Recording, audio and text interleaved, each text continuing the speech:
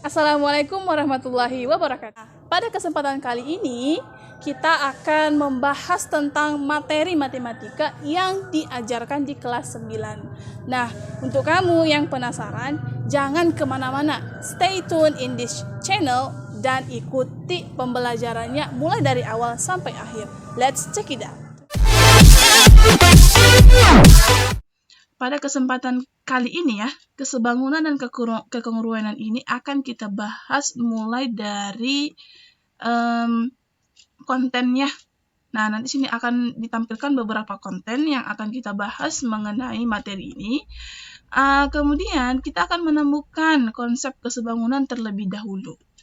Selanjutnya, contoh lain kesebangunan. Artinya, di sini nanti contohnya itu akan dihadapkan pada contoh kehidupan sehari-hari ya. Nah, selanjutnya syarat-syarat kesebangunan. Syarat-syarat kesebangunan itu apa aja sih? Nah, nanti kita akan lihat pada video ini. Selanjutnya, setelah semuanya dibahas, ya tentunya pasti ada ya latihan soal. Ini gunanya untuk menguji kemampuan dan pemahaman kita. Baiklah, untuk konten yang pertama, kesebangunan. Nah, di sini kita akan menentukan konsep kesebangunan ya. Dari suatu konteks itu apa? Ya, konteks itu adalah kejadian yang biasanya terjadi di kehidupan nyata. Nah, yang kedua nanti kita akan mempelajari tentang kekongruenan. Sama ya, kita akan dihadapkan untuk mencari konsep kekongruenan dari suatu konten itu. Nah, jadi Kak gini, mencari kesebangunan dan kekongruan itu apa ya kita yang akan dicari nih kira-kira. Nah, untuk mencari konsepnya tentunya kita harus tahu tuh apa definisi kesebangunan dan kekongruenan itu sendiri. Nanti kita akan disuruh memahami dan mencari apa itu konsep kesebangunan dan kekongruenan berdasarkan pemahaman kita sendiri. Oke? Nah, mari kita bahas materi yang pertama, yaitu kesebangunan. Nah, kalau di sekolah ya, mungkin kita akan dihadapkan dengan pengertian kesebangunan secara bahasa buku ya. Dan itu mungkin kita tidak akan paham. Nah, jadi di sini di layar sudah disertakan beberapa gambar yang akan menghadapkan kita kepada arti dari kesebangunan itu sendiri. Perhatikan, di sini ada roda, di sini ada uang koin atau uang logam, di sini ada jam dinding. Nah, di sebelah kanan ini ada buku, ada pintu, dan ada papan tulis. Nah, dari gambar-gambar ini kita akan bangun ya suatu konsep. Nah, perhatikan. Pernahkah kamu melihat roda mobil, uang logam, dan jam dinding yang biasanya selalu ada di sekitar kita, atau buku yang selalu kamu bawa ke sekolah nih, pintu yang selalu kamu buka, dan papan tulis yang selalu kamu saksikan nih di kelas ya ketika guru menjelaskan. Nah, pernahkah kamu melihat adakah hubungan di antara mereka atau adakah hubungan di antara keduanya? Nah, kita akan lihat pada slide berikutnya. Nah, perhatikan dengan seksama ya. Perhatikan seksama nih. Dari sebelah kiri ini kita akan perhatikan. Nah, coba kita lihat nih, katanya ketiga benda ini memiliki bentuk bangun yang sama, yaitu lingkaran. Siapa yang belum kenal lingkaran? Tentunya sudah kenal dong ya, karena dalam sehari-hari juga sudah kenal nih dengan apa itu lingkaran. Nah, perhatikan nih. Lingkaran merah ini adalah bentuk lingkaran yang kita maksudkan. Nah, begitu juga dengan uang logam, begitu juga dengan jam dinding. Kalau kita perhatikan semua, mereka itu punya lingkaran, punya bentuk lingkaran yang sama. Itu dia. Jadi, dari sini kita perhatikan juga bahwa sebenarnya dalam kehidupan sehari-hari ya, roda ini lebih besar daripada jam dinding lah tentunya. Nah, jam dinding ini lebih besar lagi dari uang koin atau sebaliknya gitu ya. Nah, di sini ada kesalahan sedikit ya. Seharusnya ini roda lebih besar dari jam dinding dan lebih besar dari uang koin. Nah, selanjutnya kita perhatikan gambar sebelah sini nih. Di sini kan katanya juga memiliki bentuk yang sama, yaitu segi 4. Nah, segi 4 juga sering ya kita perhatikan dalam kehidupan kita sehari-hari. Nih, perhatikan nih. Nah, garis merah berbentuk segi 4 ini merupakan bentuk yang sama dari ketiga gambar ini. Sehingga kita perhatikan dari segi ukuran, pintu ini jelas lebih besar dong daripada papan tulis, dan papan tulis ini harus lebih besar dari sebuah buku ya. Secara logikanya tidak mungkin ya buku lebih besar dari sebuah pintu. Bagaimana masuknya dong? Begitu juga dengan papan tulis. Nah, dari sini kita bisa bangun sebuah konsep ya. Secara umum, kesebangunan merupakan dua bangun yang memiliki bentuk yang sama, namun memiliki ukuran yang berbeda. Nah, tadi kan sudah dilihat ya pada gambar bahwa semua benda ini memiliki bentuk yang sama, namun ukurannya berbeda.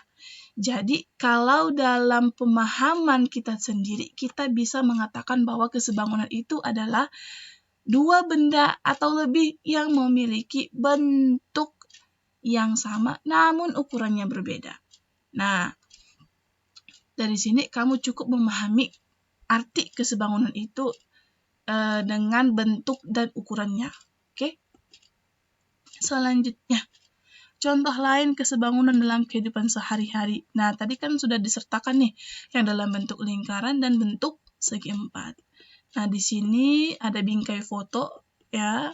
Bingkai foto dan foto yang ada dalamnya merupakan dua benda yang berbentuk persegi yang sebangun karena memiliki bentuk dan ukuran yang berbeda. Ya tentu saja ya, kalau kita perhatikan foto ini harus lebih kecil lah dari bingkainya. Kalau dia lebih besar bagaimana cara memasukkannya ya kan? Nah, selanjutnya ini ada gelang dan cincin, gelang dan cincin. Nah, gelang dan cincin itu merupakan dua benda yang berbentuk lingkaran yang sebangun karena memiliki bentuk dengan ukuran yang berbeda.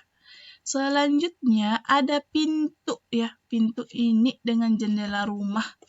Nah, pintu dan jendela rumah merupakan dua benda persegi panjang yang sebangun ya.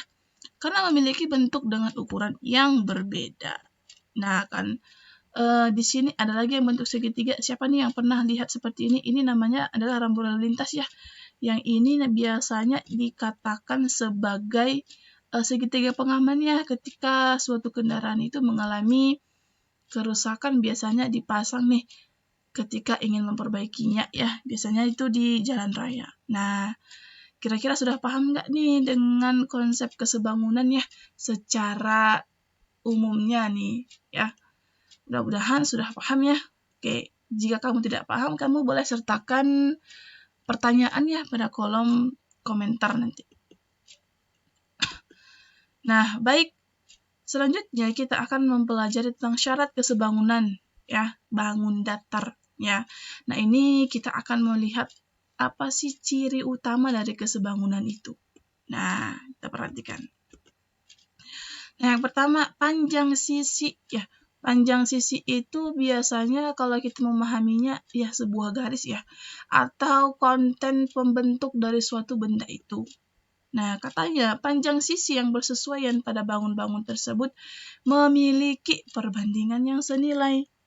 Kemudian besar sudut ya, sudut itu kan daerah yang dibentuk oleh dua garis yang saling berpotongan. Nah, sudut-sudut yang bersesuaian pada bangunan tersebut harus sama besar. Dah. Nah, kita perhatikan pada gambar berikut ini. Nah, dua persegi panjang yang sebangun. Ini ada persegi A, persegi panjang A, ada persegi panjang B ya. Persegi A, B, C, D dan persegi E, F, G, H. Nah, pada persegi panjang A, B, C, D Dan EFGH katanya perbandingan panjangnya adalah 4:8, atau kalau kita sederhanakan itu 1:2. Dari mana nih dapat 1:2? Ya, kita bagikan 4 dan 8 itu dengan angka 4. Nah, itu kan untuk perbandingan panjang ya. Panjang itu yang ini A dan B, di sini E dan F, atau yang mana lagi? Ya ini C sama D dan G sama H. Ya, itu perbandingannya. Nah, di sini kan 4 cm ya. Tentu saja CD juga 4 cm karena kan persegi panjang memiliki 2 lebar dan 2 panjang yang sama panjangnya. Nah, kemudian adapun perbandingan lebar ya. Lebar itu AD BC. Kalau di persegi panjang B, EF dan FG ya. Nah, di sini kita perhatikan bahwa panjangnya itu panjang lebar ya, lebar maksudnya 2 dan 4. Jadi 2:4 kita sederhanakan menjadi 1/2 dengan membaginya sama-sama bagi 2 ya. Sehingga dapatlah 1:2. Nah, dengan demikian perbandingan sisi-sisi yang bersesuaian pada kedua persegi panjang tersebut dapat dinyatakan dalam bentuk berikut ini. Nah, perhatikan nih kotak yang pink ya. Nah, AB kita bandingkan dengan EF ya. AB kita bandingkan dengan EF itu sama dengan 1/2. BC dengan FG 1/2. CD dengan GH 1/2, DA dengan EH 1/2. Maka dari contoh ini jelaslah bahwa kedua persegi panjang ini memiliki sifat kesebangunan. Lanjut ya. Perhatikan gambar jajar genjang berikut ini. Siapa nih yang masih lupa dengan bentuk gambar jajar genjang? Nah, perhatikan nih. Oke, ini ada jajar genjang A, B, C, D. Di sini ada jajar genjang E, F, G, H.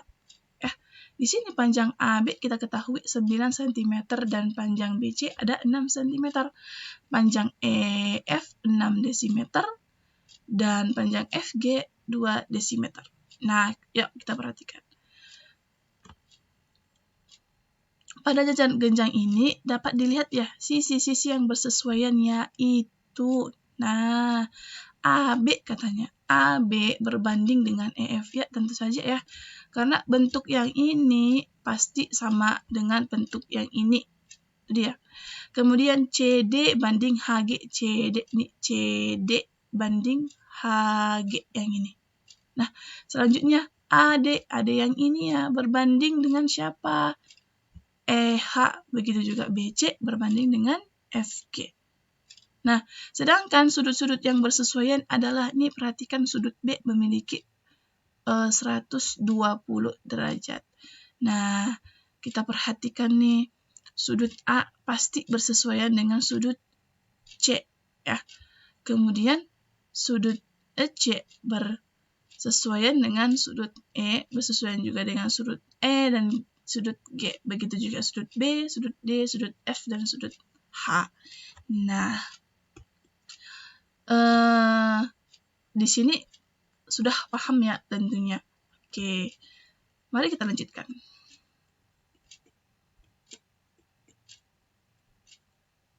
Nih, kita akan main kuis ya. Nah, ini diharapkan ya kepada pendengar ya untuk bisa menjawab soal berikut ini.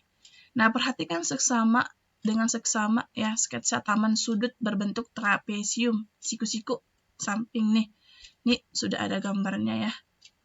Nah, kemudian apa sih pertanyaannya? Yang pertama, berdasarkan sketsa tersebut jawablah pertanyaan berikut. Apakah area duduk dan area bermain sebangun? Berikanlah penjelasannya, katanya ya. Nah, di sini kamu boleh kamu boleh jeda video ini dan cobalah untuk menjawab pertanyaannya.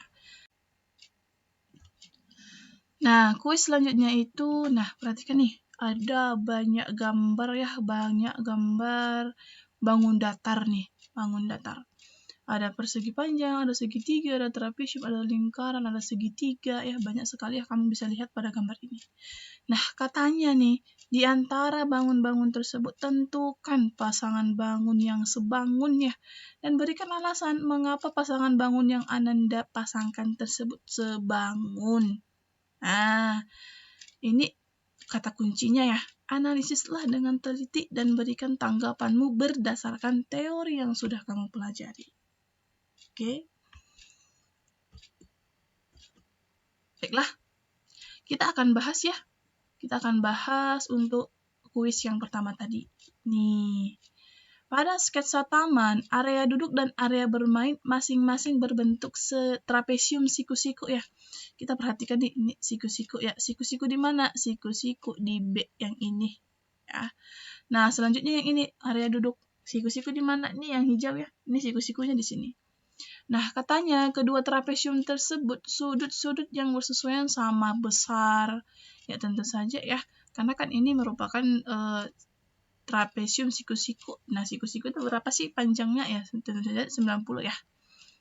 Nah, kemudian tetapi katanya perbandingan sisi yang bersesuaian tidak sama. Kenapa tidak sama ya? Coba perhatikan. 5:4 kita perhatikan.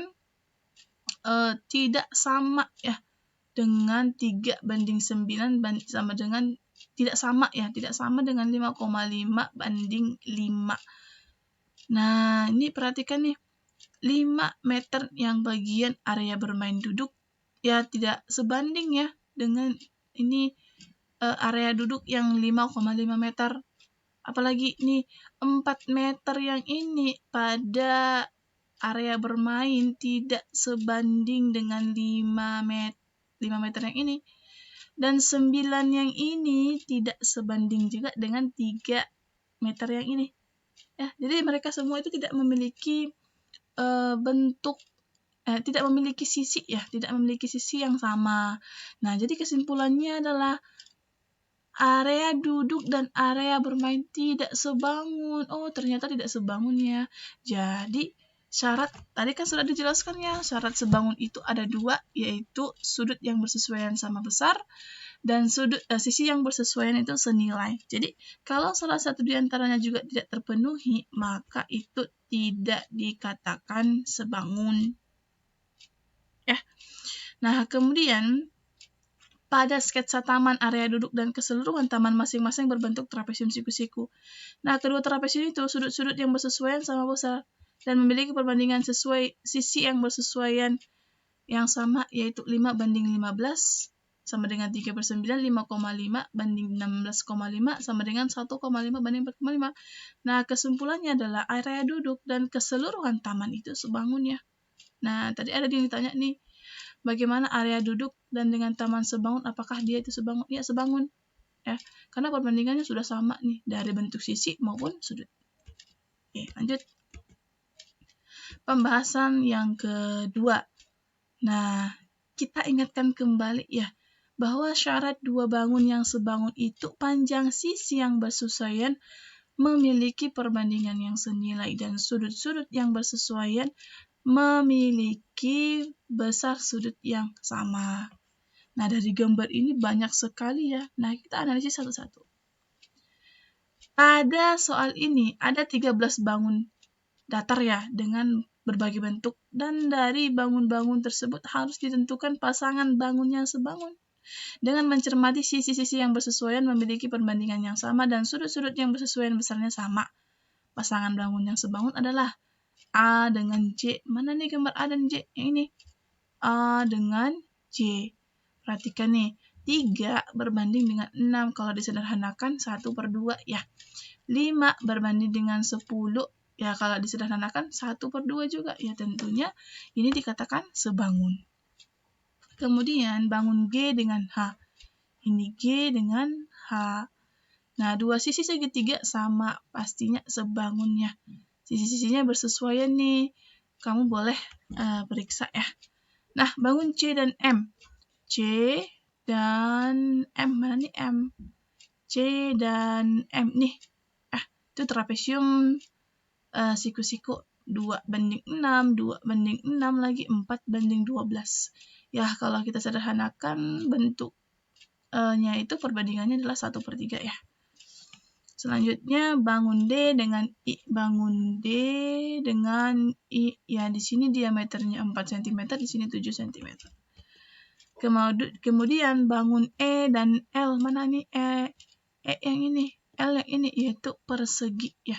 6/12, 6/12 ya, 1/2 dia. Nah, sudah paham ya? Kira-kira adik-adik bagus berapa nih dari kuis yang tadi? Ya, kamu boleh sertakan ya di kolom komentar. Dan jangan kemana-mana, stay tune ya. Dan ikuti terus pembelajaran di channel ini agar kamu paham dan kita bisa belajar matematika dengan kreatif.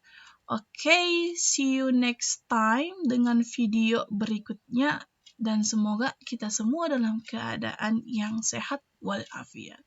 Oke, thank you for your attention. Assalamualaikum warahmatullahi wabarakatuh.